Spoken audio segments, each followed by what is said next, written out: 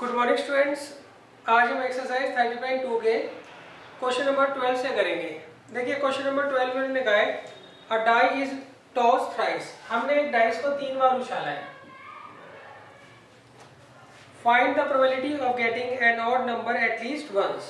तो आपको ये बताना है क्या प्रोबेबिलिटी है कि ऑड नंबर जो है कम से कम एक बार आए। ऑड नंबर जो है वो कम से कम एक बार आए। तो देखिए इसमें आप क्या कर रहे हैं, इसमें हम डाइस को क्या कर रहे हैं, 3 बार उछाल रहे हैं, सही। और आपसे ये पूछा गया है क्या प्रोबेबिलिटी है कि ऑड नंबर जो है वो कम से कम एक बार जरूर आए।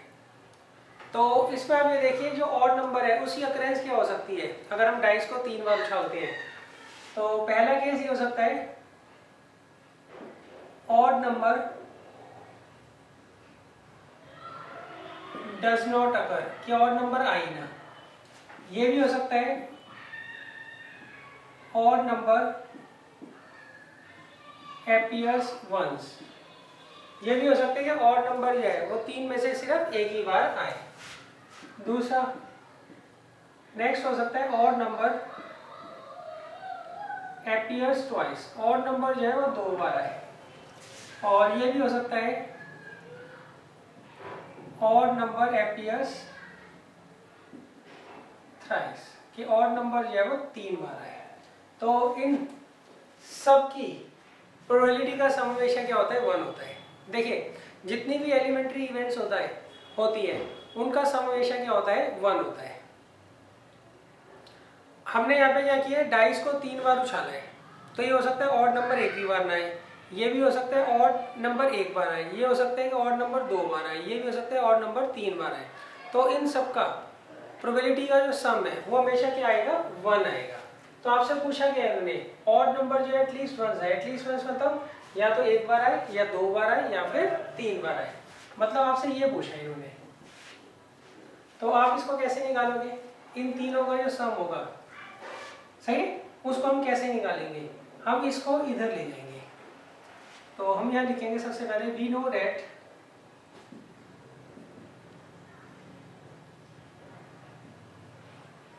Probability that odd number appears at least once is equal to 1 minus odd number does not occur। सही, इन तीनों का सम निकालने के लिए हम क्या करेंगे, 1 में से इसको माइनस कर देंगे। तो इसमें क्या होगा, ऑड नंबर जो है वो एक भी बार नहीं आएगा। मतलब पहली बार जब आपने डाइस को फेंका तो इवन नंबर है, दूसरी बार जब डाइस को फेंका तब भी इवन नंबर है, तीसरी बार जब आप डाइस को फेंकोगे तब भी क्या आएगा, इवन नंबर आएगा। सही। तो देखिए हमने कैसे चेंज किया क्वेश्चन को, हमने ये निकाला है probability of odd number appears at least once, वो किसके बराबर होगी, 1 minus probability that odd number does not appears। Clear है। तो ऑड नंबर एक भी बार ना आए, इसका मतलब पहली बार भी इवन आए, दूसरी बार भी इवन आए और तीसरी बार भी इवन आए। तो अच्छा अब देखिए अगर आप एक डाइस को एक बार उछालते हैं तो उसमें इवन नंबर आने की प्रोबेबिलिटी क्या होती है, 1/2। ऑड नंबर आने की प्रोबेबिलिटी भी क्या होती है, 1/2। तो आएगा 1 माइनस 1/2, 1/2, 1/2, तो आएगा 1 माइनस 1/8। तो कितना आ जाएगा, 7/8 आ जाएगा। क्लियर है। तो अगर आप एक डाइस को 3 बार उछालते हैं और इसकी प्रोबेबिलिटी निकालते हैं कि जो ऑड नंबर है वो कम से कम एक बार आए, तो उसकी प्रोबेबिलिटी क्या होगी, 7/8 होगी।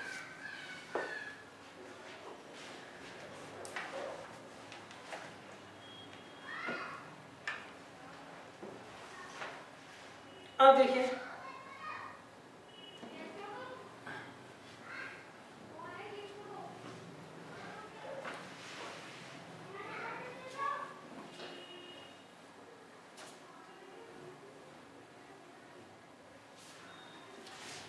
इसके बाद नेक्स्ट क्वेश्चन है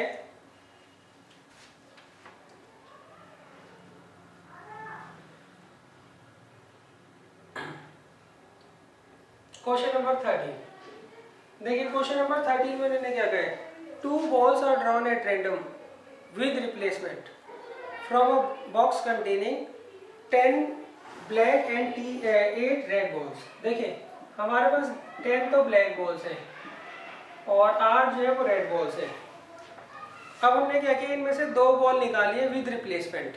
विद रिप्लेसमेंट का मतलब क्या होता है, आपने पहले एक बॉल निकाली, उसका कलर देखा और वापस उसको इसी के अंदर रख दिया। क्लियर है? मतलब जब पहली बार आप बॉल को निकालोगे तो टोटल नंबर ऑफ बॉल्स कितनी होंगी, 10 + 8 18 बॉल्स होंगी। जब दूसरी बॉल निकालोगे तब भी आपके पास 10 + 8 दैट मीन्स 18 बॉल्स होंगी।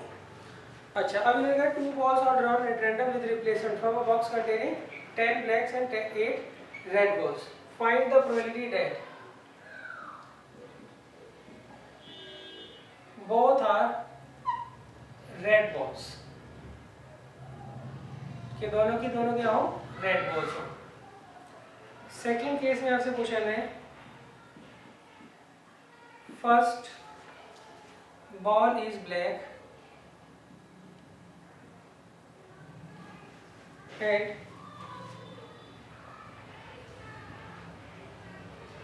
second is red. Third, one of them is black and other is red. तो देखिए ये आपसे इन्होंने प्रोबेबिलिटीज पूछी हुई, ये 3 पार्ट आपसे इन्होंने पूछे हैं। तो देखिए कैसे करेंगे हम। यहाँ पे इन्होंने कहा दोनों की दोनों जो है रेड बॉल्स हो, मतलब पहली बॉल जो आप निकालोगे वो रेड होनी चाहिए और जो दूसरी बॉल निकालोगे वो भी क्या होनी चाहिए, रेड होनी चाहिए। क्लियर है? पहली रेड हो और दूसरी भी रेड हो। तो देखिए पहली रेड की टोटल आपके पास कितनी बॉल्स हैं, 18 बॉल्स हैं। इसमें पहली रेड हो उसकी प्रोबेबिलिटी क्या होगी, 8/18 और दूसरी रेड हो, सही। जब आपने पहली बॉल निकाली तो टोटल बॉल्स कितनी थी, 18 थी, उसमें से रेड कितनी है, 8। तो 18 में से अगर 8 बॉल रेड है और उनमें से आपने एक बॉल निकाली, उसकी क्या प्रोबेबिलिटी होगी कि वो रेड हो, वो होगी 8/18। अच्छा, अब जब हमने दूसरी बॉल निकाली तो हमने पहली वाली बॉल दोबारा से यहीं पर रख दी, तो इसका मतलब दोबारा से जब हम दूसरी बॉल निकालेंगे तब भी हमारे पास 10 ब्लैक बॉल्स होंगी और 8 रेड बॉल्स होंगी। अब इसमें से रेड बॉल निकालने की प्रोबेबिलिटी फिर वही आएगी 8/18, ये आएगा 8/18 इंटू 8/18, तो ये आ जाएगा, इसको कैंसिल आउट कर दीजिए 2 से, 4/9 और ये भी 4/9, तो आएगा 16/80। अच्छा, अब इसमें मैंने कहा पहली बॉल जो है वो ब्लैक हो और सेकंड क्या हो, रेड हो। क्लियर है? पहली क्या हो, ब्लैक हो, तो मतलब आप पहली बॉल निकालोगे, क्या प्रोबेबिलिटी है, वो रेड ब्लैक निकले, और दूसरी बॉल जब निकालोगे तो वो क्या निकलनी चाहिए, रेड निकलनी चाहिए। क्लियर है? तो पहली ब्लैक बॉल की प्रोबेबिलिटी क्या होगी, 10/18 और दूसरी रेड की 8/18।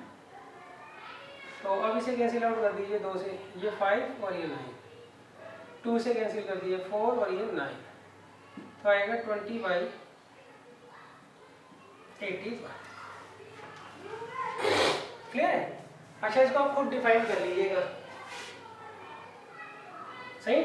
R1 लेट करेंगे, let R1 be the event that first drawn ball is red, R2 be the event that second drawn ball is red.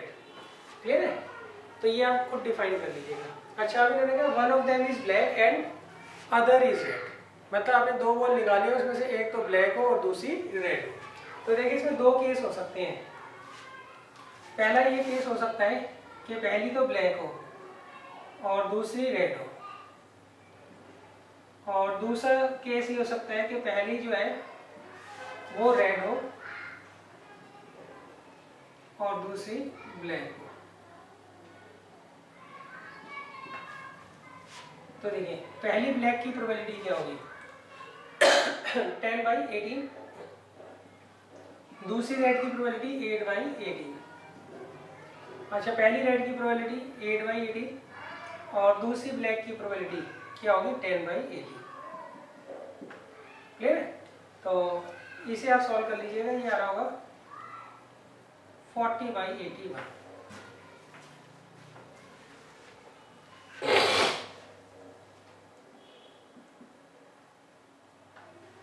Clear है?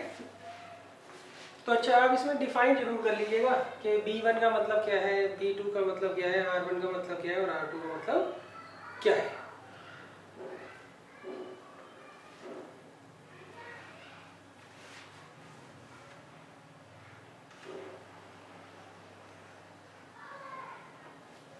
अब देखिए नेक्स्ट है क्वेश्चन नंबर 14।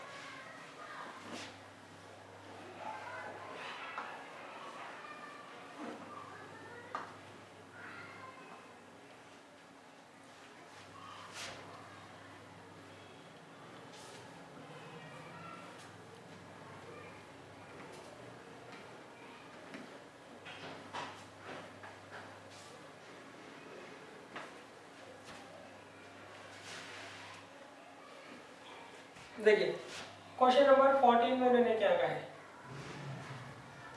इन्होंने कहा probability of solving specific problem independently by A and B are 1/2 and 1/3। देखिए एक problem को ए और बी दो जने सॉल्व कर रहे हैं, उनमें से ए जो है वो सॉल्व कर लेगा, इसकी प्रोबेबिलिटी आपको दे रखी है 1/2, और बी सॉल्व कर लेगा, इसकी प्रोबेबिलिटी दे रखी है आपको 1/3। और ये दोनों इंडिपेंडेंटली है, मतलब दोनों इंडिपेंडेंटली सॉल्व करने की कोशिश कर रहे हैं। अच्छा अब वो कहते हैं if both of them try to solve the problem independently find the probability that problem is solve. पहले केस में मैंने पूछा है प्रॉब्लम जो है वो सॉल्व हो जाए, इसकी आप प्रोबेबिलिटी बताइए क्या होगी।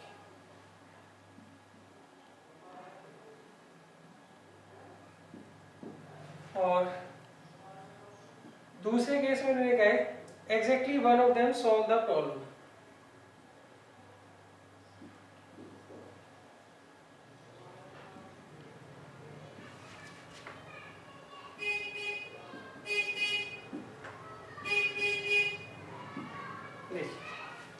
अब इसको कैसे करेंगे, देखिए पहले केस में उन्होंने कहा प्रॉब्लम जो है वो सॉल्व होनी चाहिए, सही है, चाहे वो जैसे मर्जी सॉल्व हो, जैसे मर्जी मतलब हो सकता है दोनों सॉल्व कर दे, सही है, ये भी हो सकता है ए सॉल्व करे और बी रह जाए, और ये भी हो सकता है कि ए ना कर पाए और बी सॉल्व कर दे। क्लियर है? अच्छा इन तीनों के बीच में प्लस का साइन क्यों लगाया है, क्यों, एट ए टाइम या तो ये कंडीशन फॉलो होगी या ये वाली फॉलो होगी या ये वाली फॉलो होगी, तीनों एक साथ नहीं हो सकती है।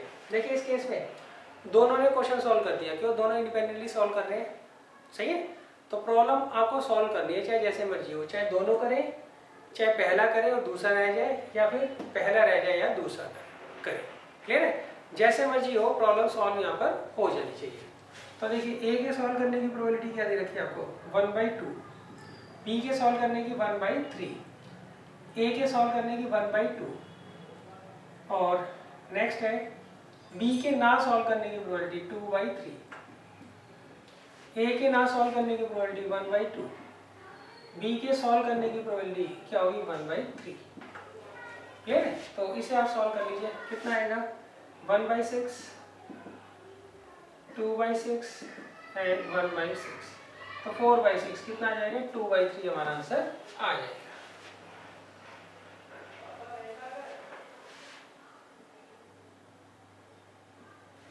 क्लियर? तो 2/3 प्रोबेबिलिटी है कि प्रॉब्लम जो है वो सॉल्व हो जाएगी, सही। इसमें आप कुछ भी ले सकते हो, कुछ भी कंसीडर कर सकते हो सकता है दोनों करें सॉल्व, हो सकता है पहला करें दूसरा रह जाए, ये भी हो सकता है पहला रह जाए और दूसरा सॉल्व कर ले। तो हमें क्या करना है, तीनों कंडीशन को कंसीडर करना है और बाद में प्लस का साइन लगा देना है। अच्छा अब exactly one of them solve the problem, मतलब कोई एक जना ही प्रॉब्लम को सॉल्व करे, तो उसमें एक ये तो केस आएगा और एक ये केस आएगा। तो पहले केस में क्या आएगा, पहला सॉल्व कर दे और दूसरा ना कर पाए, और दूसरे केस में पहला ना कर पाए और दूसरा सॉल्व कर दे, सही। यहाँ पर उन्होंने कहा एग्जैक्टली वन ऑफ देम, उनमें से कोई एक ही जो है प्रॉब्लम को सॉल्व कर पाए। तो पहले केस में हम ले रहे हैं पहला कर रहा है दूसरा नहीं कर पा रहा है, दूसरे केस में हम ले रहे हैं पहला नहीं कर पाए और दूसरा कर ले, सही। अब एट ए टाइम में से कोई एक ही चीज़ हो सकती है, इसलिए हमने क्या किया, इन दोनों के बीच में प्लस का साइन लगाया है। तो ये आ गया 1/2 इंटू 1/3 और ये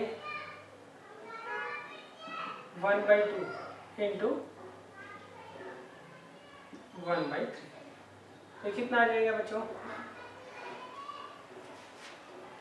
यहाँ पे b ना सॉल्व करें तो उसकी 2/3 तो ये आ जाएगा 2 + 1 3/6 दैट मीन्स 1/2 आ जाएगा आंसर।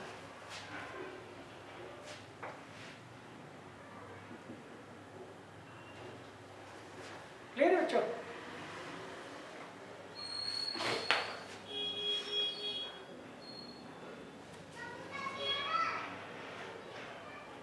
अब देखिए इसके बाद है example 15।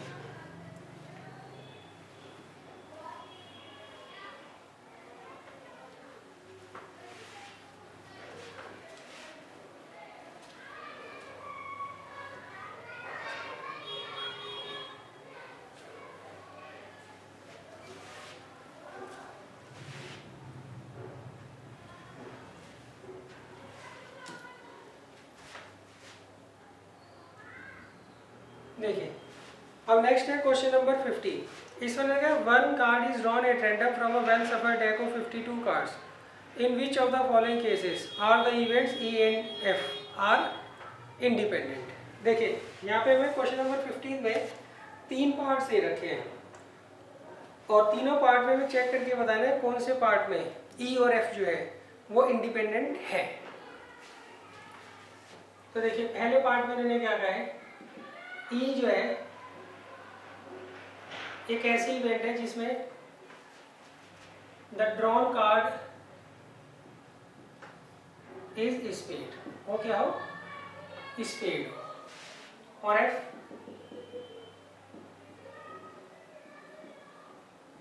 The card drawn is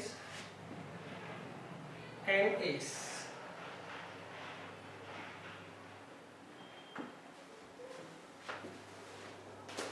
देखिए यहाँ पर हमें 2 इवेंट दे रखी है, एक ई दे रखी है और एक एफ दे रखी है। ई का मतलब है एक ऐसी इवेंट जिसमें हमने कार्ड ड्रॉ किया और वो क्या निकला, स्पेड निकला। और एफ ऐसी एक इवेंट है जहाँ पर हमने कार्ड ड्रॉ किया और वो क्या निकला, एस निकला। अब हमें चेक करके बताना है ई और एफ इंडिपेंडेंट है या नहीं।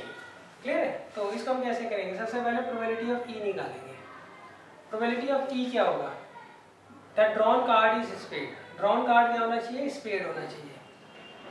तो टोटल बच्चों कितने कार्ड होते हैं, 52 कार्ड्स होते हैं और उसमें 2 कलर होते हैं, 26 ब्लैक कलर के पत्ते होते हैं और 26 क्या होते हैं, रेड कलर के पत्ते होते हैं। सही है? अच्छा, उन 26 में 2-2 सूट होते हैं, 2 सूट ब्लैक के होते हैं, 2 सूट किसके होते हैं। देखिए टोटल 52 कार्ड्स होते हैं, इसमें 26 जो होते हैं वो रेड होते हैं और 26 क्या होते हैं, ब्लैक होते हैं। अच्छा, इसके 2 सूट होते हैं, 13 तो हार्ट होते हैं और 13 होते हैं डायमंड और इसके 13 होते हैं स्पेड और 13 होते हैं क्लब। तो अब देखिए the drawn card is a spade, जो ड्रॉन कार्ड होना चाहिए वो स्पेड होना चाहिए। तो आपने एक पत्ता निकाला, उसके स्पेड होने की प्रोबेबिलिटी क्या होगी, 13/52 कितना आएगा, 1/4। Next probability of F, drawn card क्या होना चाहिए, एस होना चाहिए। एस कितने पत्ते होते हैं बच्चों, टोटल 4 पत्ते होते हैं एस, तो ये आ गया 1/3। तो हमने निकाल लिया यहाँ पे probability of E into probability of F, तो आ गया 1/4 इंटू 1/13, तो क्या आ जाएगा 1/52। क्लियर है? अब हमें निकालना है probability of E intersection F. Clear है?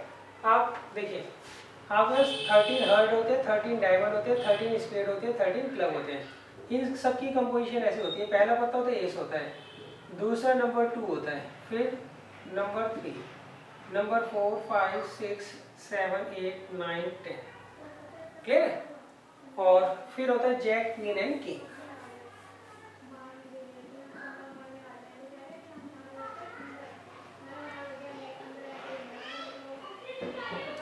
क्लियर है?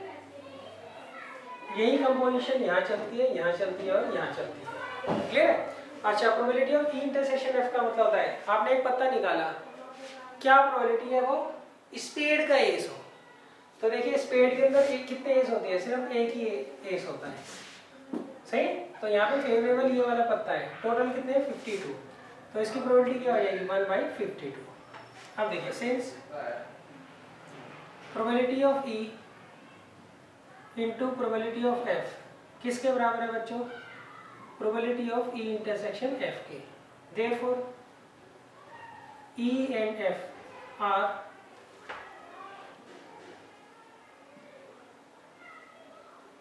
Independent events. तो इसका मतलब क्या हो गया, ई और एफ यहाँ पर क्या होंगे, इंडिपेंडेंट इवेंट्स होंगे।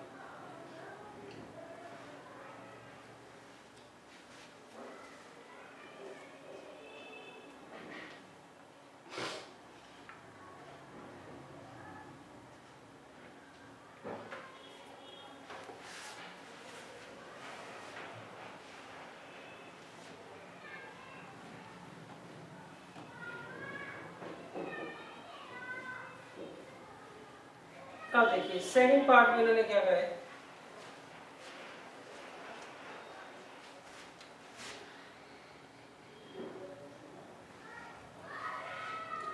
सेकंड पार्ट में इन्होंने कहा है ई का मतलब है, ई एक ऐसी इवेंट है जहां पर ड्रॉन कार्ड जो है ब्लैक है,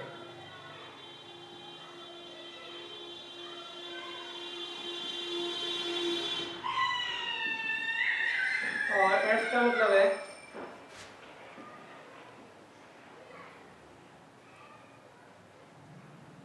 the card drawn is king।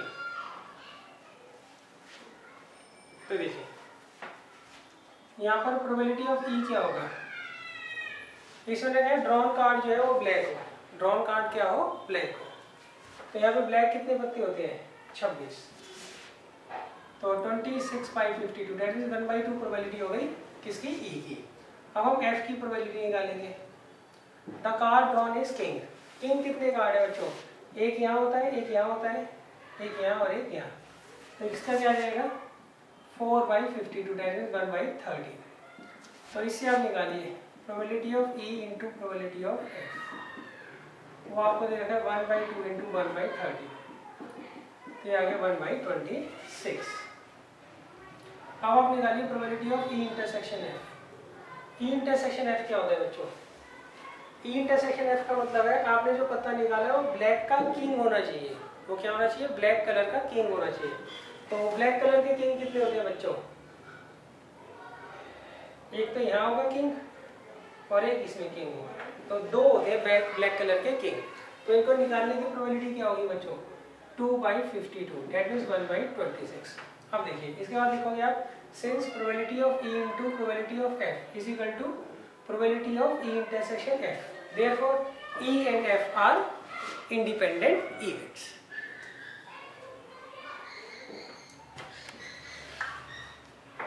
अब देखिए इसके बाद है third part.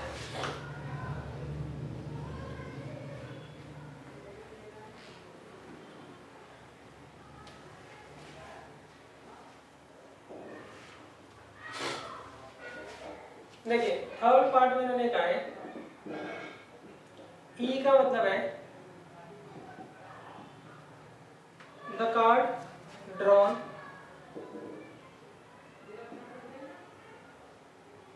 Is a king और क्वीन। जो ड्रॉन कार्ड हो वो या तो किंग हो या फिर क्वीन। और एफ का मतलब है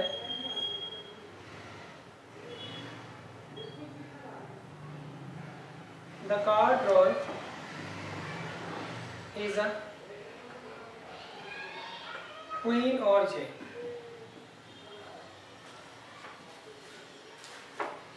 क्लियर है? देखिए सबसे पहले आप निकालिए प्रोबेबिलिटी ऑफ ई। ई का मतलब क्या है, जो आप कार्ड निकाल रहे हो उसमें या तो किंग होना चाहिए या फिर क्वीन होनी चाहिए। तो देखिए किंग कितने होते हैं, 4 पत्ते किंग के होते हैं और 4 ही पत्ते किसके होते हैं, क्वीन के होते हैं। सही। और का मतलब होता है या तो किंग निकल जाए या फिर क्वीन निकल जाए, कोई भी निकल जाए उसको क्या करेंगे, काउंट करेंगे। तो प्रोबेबिलिटी ऑफ ई क्या हो गया यहाँ पे 8/52, दैट मीन्स 2/13। और यहाँ पर एफ का मतलब है the drawn card is a queen और जैक, या तो वो क्वीन हो या फिर जैक। तो देखिए क्वीन के कितने पत्ते होते हैं, 4 पत्ते होते हैं, और जैक के भी कितने होते हैं, 4 पत्ते होते हैं। तो ये आ गया 8/52, दैट मीन्स 2/13। तो इसे कर लीजिए solve. That implies probability of E into probability of F किसके बराबर आएगा, 2/13 इंटू 2/13, तो आएगा 4/169। अब देखिए, अब हमें निकालना है probability of E intersection F. E intersection F का मतलब क्या होता है, क्लियर है, जो इनमें कॉमन होगा, जो इनमें क्या होगा, कॉमन होगा। सही, तो कॉमन देखिए कौन सा है इसमें, केवल क्वीन है। सही, इंटरसेक्शन का मतलब क्या होता है, जिसमें दोनों चीजें हैं, किंग और क्वीन, क्वीन और जैक, इसमें कॉमन चीज क्या आ रही है, क्वीन आ रही है। तो आपने एक पत्ता निकाला, उसके क्वीन होने की प्रोबेबिलिटी क्या होगी, 4/52। कितने हैं बच्चों, क्वीन केवल 4 पत्ते हैं ना, तो कितना आ जाएगा 1/30। तो अब देखिए ये और ये सेम ही है ना, तो इसका मतलब here E and E F are not independent events. Clear है, तो पहले दो पार्ट्स में ई और एफ इंडिपेंडेंट इवेंट्स थी, लास्ट वाला जो पार्ट है इसमें ई और एफ जो है वो इंडिपेंडेंट इवेंट्स नहीं है। पहले हमने प्रोबेबिलिटी ऑफ ई निकाला, फिर प्रोबेबिलिटी ऑफ एफ निकाला, फिर हमने probability of E intersection F निकाला। अब यहाँ पर probability of E into probability of F, वो probability of E intersection F के बराबर नहीं आ रहा है। तो इसका मतलब क्या हो गया, ये जो ई और एफ इवेंट है ये इंडिपेंडेंट इवेंट्स नहीं है।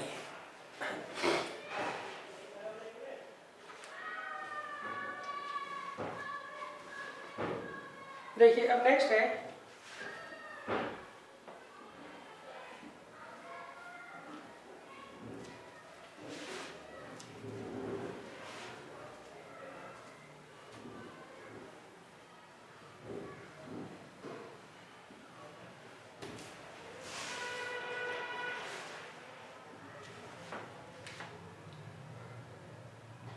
Question number 60।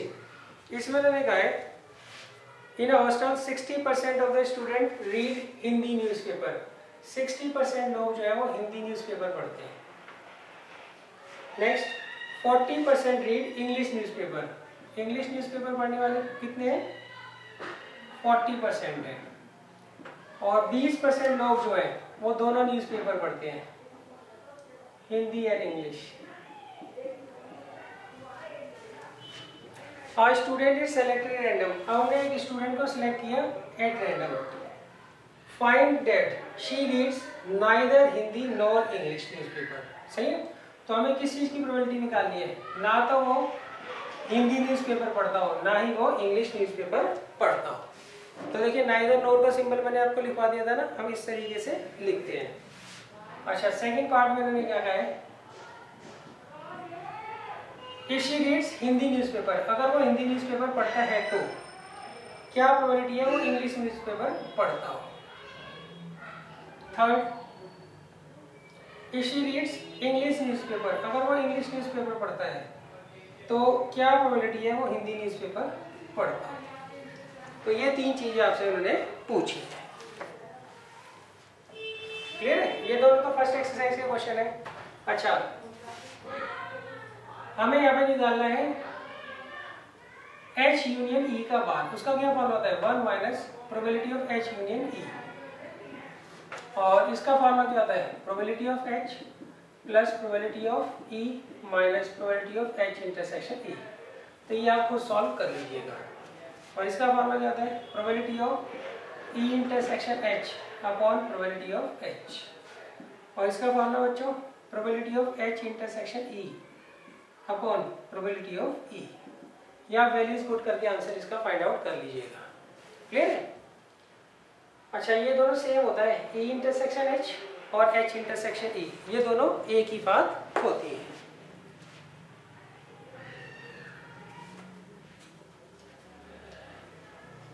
देखिए नेक्स्ट है question number 70।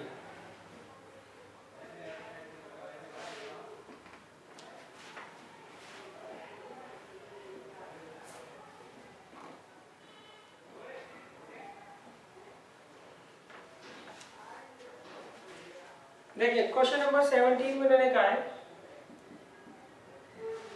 The probability of obtaining an even prime number on each dice when a pair of dice is rolled। देखिए इसमें मैंने कहा हमने पेयर ऑफ डाइस को रोल किया, मतलब दो डाइस को एक बार रोल किया, सही है। तो आपको किस चीज़ की प्रोबेबिलिटी पूछी है इन्होंने, the probability of obtaining an even prime number on each dice. देखिए जब भी हम दो डाइस को फेंकते हैं तो टोटल कितने सैंपल स्पेस बनते हैं बच्चों, 36 सैंपल स्पेस बनते हैं।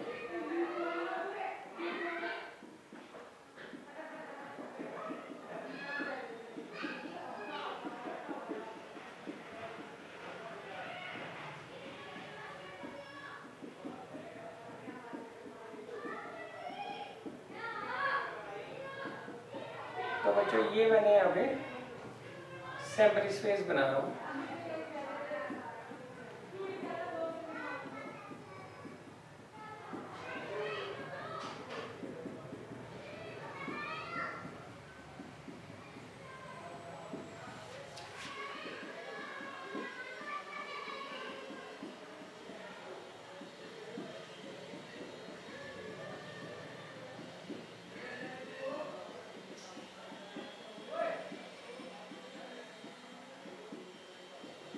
अब देखिए जब भी हम एक डाइस को दो बार उछाले या दो डाइस को एक बार उछाले, सैंपल स्पेस यही बन गया। अब उन्होंने पूछा गया बच्चों दोनों पर इवन प्राइम नंबर आए,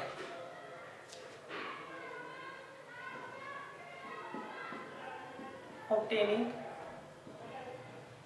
even prime number on each dice, मतलब दोनों डाइसिस पर इवन प्राइम नंबर आए। तो देखिए इवन प्राइम नंबर कौन सा होता है, 2 होता है सिर्फ, सही। तो दोनों डाइसिस पर 2 आए, सही। तो इसकी प्रोबेबिलिटी क्या है, इसे फेवरेबल का आउटकम कितना है, सिर्फ 1 है, और टोटल आउटकम कितने हैं 36। क्लियर है। तो आप ये पूरा का पूरा सैंपल स्पेस बनाकर इस क्वेश्चन को कर सकते हैं, या सिंपल भी आप कर सकते हो कि फर्स्ट केस में इवन प्राइम नंबर आए और दूसरे केस में भी इवन प्राइम नंबर आए, ऐसे भी लिख सकते हो, सही। यहाँ पर इवन हम पहले लिखेंगे let even be the event at, सही, number appearing on first dice is even prime number, सही। ऐसे ही E2 के number appearing on second dice is even prime number. Clear है। अच्छा अब इवन प्राइम नंबर कौन सा होता है, 2। Single toss of a dice में 2 आने की प्रोबेबिलिटी क्या होती है बच्चों, 1/6, और यहाँ पर भी 1/6, तो कितना आंसर आ जाएगा 1/36। तो आप चाहे ऐसे कर लो चाहे ऐसे कर लो, वो आपकी मर्जी है।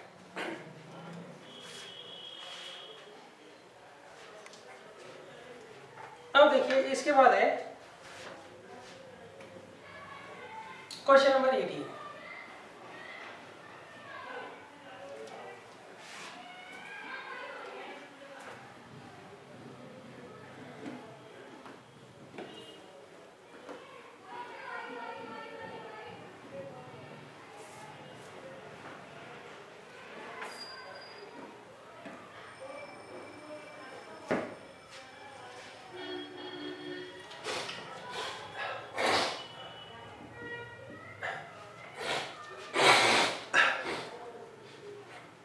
यहाँ पे लगा 2 events A and B will be independent event if, सही।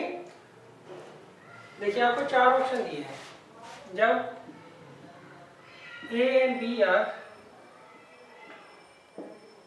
म्यूचुअली एक्सक्लूसिव, दूसरा probability of A dash into B dash वो हो 1 minus probability of A into 1 minus probability of B के। थर्ड केस में प्रोबेबिलिटी ऑफ A बराबर हो probability of B के। Fourth case में probability of A plus probability of B किसके बराबर हो, 1 के। तो इसमें आपको बताना है कौन सा ऑप्शन हमारा ट्रू है, सही।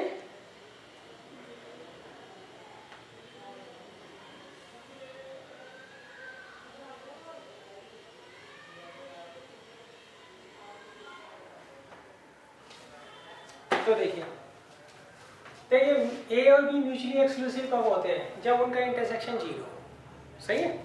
और यहाँ पर इन्होंने ए और बी जो है वो इंडिपेंडेंट इवेंट दे रखे हैं। यहाँ पर A and B are independent events, तो therefore probability of A intersection B किसके बराबर होगा?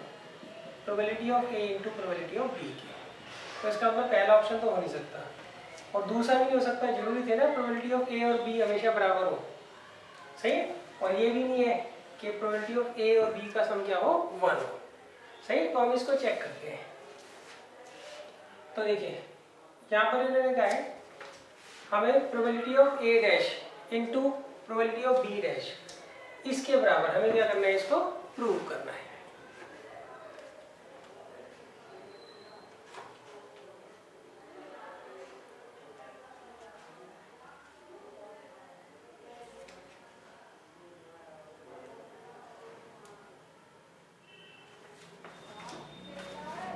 तो देखिए यहाँ पर हमसे पूछा है probability of A dash into B dash. अच्छा अब एक बात ध्यान रखना आप लोग, अगर ए और बी इंडिपेंडेंट इवेंट्स हैं तो ए डैश और बी डैश वो भी क्या होंगे? इंडिपेंडेंट इवेंट्स होंगी। तो इस केस में ए डैश और बी डैश अब इंडिपेंडेंट इवेंट है तो प्रोबेबिलिटी ऑफ ए डैश, अच्छा इसका मतलब क्या होता है? इंटरसेक्शन होता है बच्चों। सही।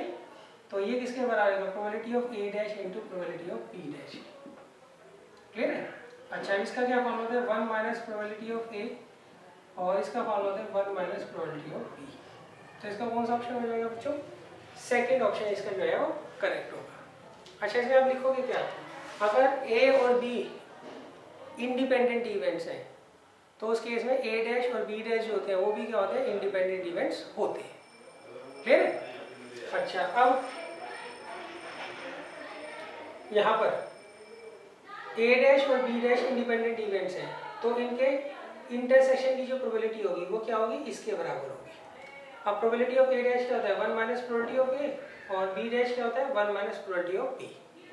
क्लियर। तो इसका मतलब यहाँ पर सेकंड ऑप्शन जो है वो ट्रू है।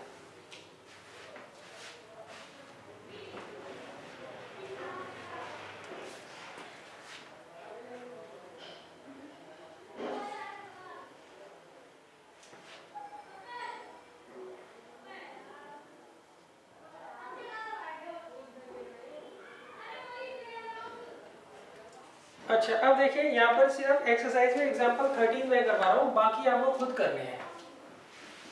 बाकी आपको बच्चों खुद करने हैं।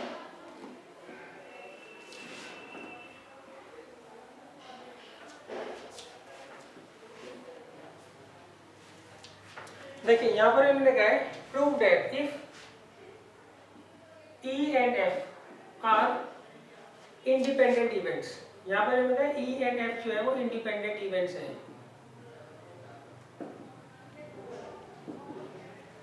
तो हमें चेक करके बताना है इस केस में ई एंड एफ डैश वो भी क्या होंगे? इंडिपेंडेंट इवेंट्स होंगे। क्लियर है। तो देखिए कैसे करेंगे। तो देखिए इसके लिए हमें प्रूव क्या करना है कि probability of E intersection F dash किसके बराबर होगा? Probability of E into probability of F dash. ये हमें प्रूव करना है। अगर हम ये किसी भी तरीके से प्रूव कर दें तो इस केस में हम ये प्रूव कर देंगे कि ई और एफ डैश जो है वो यहाँ पर इंडिपेंडेंट इवेंट्स है।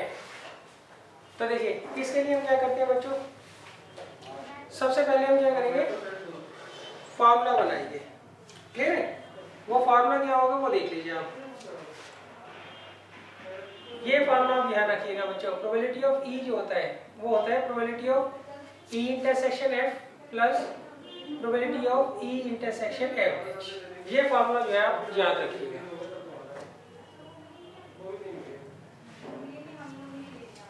क्लियर। तो ये फार्मूला आप ध्यान रखिएगा। देखिए यहाँ पर इन्होंने कहा ई और एफ जो है इंडिपेंडेंट इवेंट है और हमें ई और एफ डैश को इंडिपेंडेंट प्रूव करना है। तो इसके लिए हम क्या करेंगे बच्चों? इस फार्मूले का यूज करेंगे। प्रोबेबिलिटी ऑफ ई जो होता है वो किसके बराबर है, probability of E intersection F plus probability of E intersection F dash. अच्छा अब देखिए, अब यहाँ पे ई और एफ जो है, अच्छा इसको इधर ले आइए आप, probability of E minus probability of E intersection F.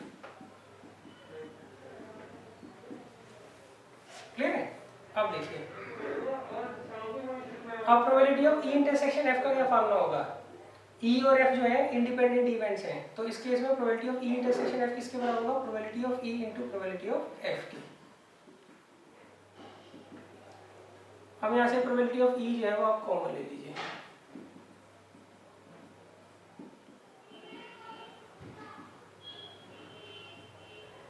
फिर आगे probability of E into probability of F dash.